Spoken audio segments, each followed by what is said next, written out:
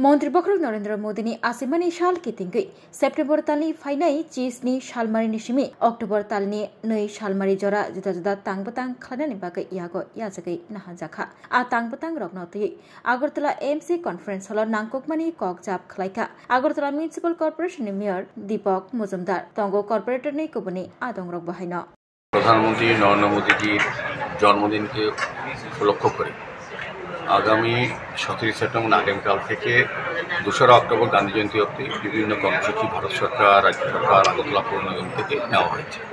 তার উদ্দেশ্যে আজকের এই আলোচনা সভা বিশেষ করে আগামীকালকে বিশেষ দুটি গুরুত্বপূর্ণ অনুষ্ঠান আছে। একটা হচ্ছে রবীন্দ্র শতবার্ষিকী ভবনে মাননীয় মুখ্যমন্ত্রী সেবাই স্বচ্ছতা উৎসবের আনুষ্ঠানিক উদ্বোধন করবেন। তো সেখানে আমাদের ওয়ার্ড থেকেও যাতে আমাদের লোকরা যায় এবং উপস্থিত থাকেন, ওয়ার্ড কর্পোরেটর থাকেন, আমাদের আধিকারিক থাকেন এবং এখানে সাফাই কর্মীকে উনি সম্বর্ধিত করবেন যারা আগরতলা শহরকে নিয়মিত সাফাই রেখে সুন্দর শহর রাখেন তাদেরকে মুখ্যমন্ত্রী সরকারের পক্ষ থেকে তাদেরকে সম্বর্ধিত করা হবে। যদি এই অনুষ্ঠানে যাতে আগরতলা পৌর নিগমের সমস্ত ওয়ার্ডের কর্পোরেটররা এবং এলাকার লোকরা যাতে অংশগ্রহণ করে এবং সাফাই কর্মীরা থাকেন সেই উদ্দেশ্যে আজকের আলোচনা সভা।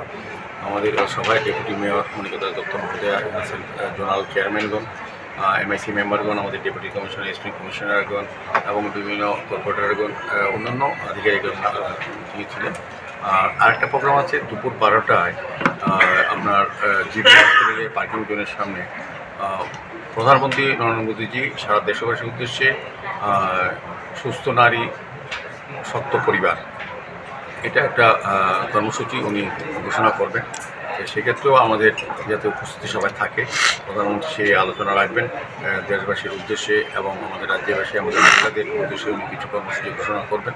সেটাকে সফল করার জন্য কী কী ব্যবস্থা গ্রহণ করা উচিত সেই গতকালকেও আমরা ওই 6 আগরতলা বিধানসভা কেন্দ্রের অন্তর্গত আগরতলা পৌর নিগমের বিভিন্ন ওয়ার্ডের কর্পোরেটর, 57 বিধানসভা কেন্দ্রের কর্পোরেটর এবং সবার সঙ্গে আমরা আলোচনা করেছি যাতে প্রধানমন্ত্রী প্রোগ্রামে সফল হয় এবং বেশি সংখ্যার লোক যায়। কালকে যেহেতু শ্রী বিশ্বকর্মা পুজো সেক্ষেত্রে কিছুটা অসুবিধা হবে, যান চলাচলের ক্ষেত্রে কিছুটা বিঘ্ন ঘটে কারণ সবাই পুজোর সময় ব্যস্ত থাকেন প্রতি বছর। যেহেতু প্রধানমন্ত্রী প্রোগ্রাম এবং এটা একটা বিশেষ প্রোগ্রাম সেটাকে আমরা সবাইকে অনুরোধ রেখেছি অন্তত সবাই যাতে পুজো সামনে রেখে পুজোর মাঝখানে যাতে অনুষ্ঠানগুলি সফল করার জন্য তারা অংশগ্রহণ করে।